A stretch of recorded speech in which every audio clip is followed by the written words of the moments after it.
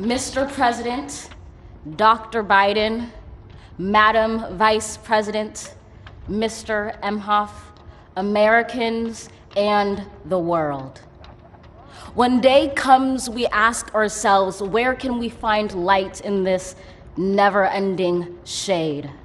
The loss we carry, a sea we must wade. We've braved the belly of the beast. We've learned that quiet isn't always peace, and the norms and notions of what just isn't always just is.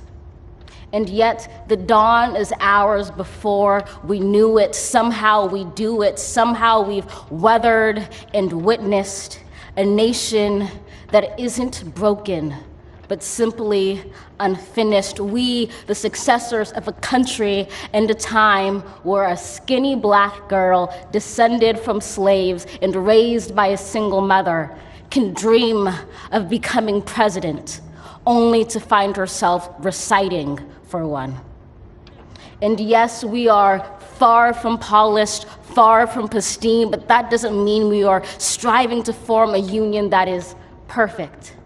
We are striving to forge our union with purpose, to compose a country committed to all cultures, colors, characters, and conditions of man. And so we lift our gazes not to what stands between us, but what stands before us. We close the divide because we know to put our future first, we must first put our differences aside. We lay down our arms so we can reach out our arms to one another. We seek harm to none and harmony for all. Let the globe, if nothing else, say this is true.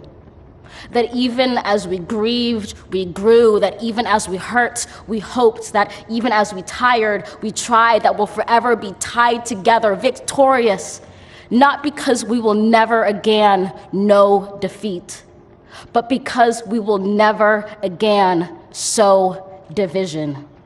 Scripture tells us to envision that everyone shall sit under their own vine and fig tree, and no one shall make them afraid. If we're to live up to our own time, then victory won't lie in the blade, but in all the bridges we've made. That is the promised glade, the hill we climb, if only we dare it, because being American is more than a pride we inherit. It's the past would destroy our country if it meant delaying democracy. And this effort very nearly succeeded. But while democracy can be periodically delayed, it can never be permanently defeated. In this truth, in this faith we trust, for while we have our eyes on the future, history has its eyes on us. This is the era of just redemption. We feared it at its inception. We did not feel prepared to be the heirs of such a terrifying hour, but within it we found the power to author a new chapter, to offer hope and laughter to ourselves. So, while once we asked, how could we possibly prevail over catastrophe? Now we assert, how could catastrophe possibly prevail over us? We will not march back to what was, but move to what shall be, a country that is bruised but whole, benevolent but bold, fierce and free. We will not be turned around or interrupted by intimidation, because we know our inaction and inertia will be the inheritance of the next generation. Our blunders become their burdens. But one thing is certain: if we merge mercy with might and might with right, then love becomes our legacy and change our children's birthright.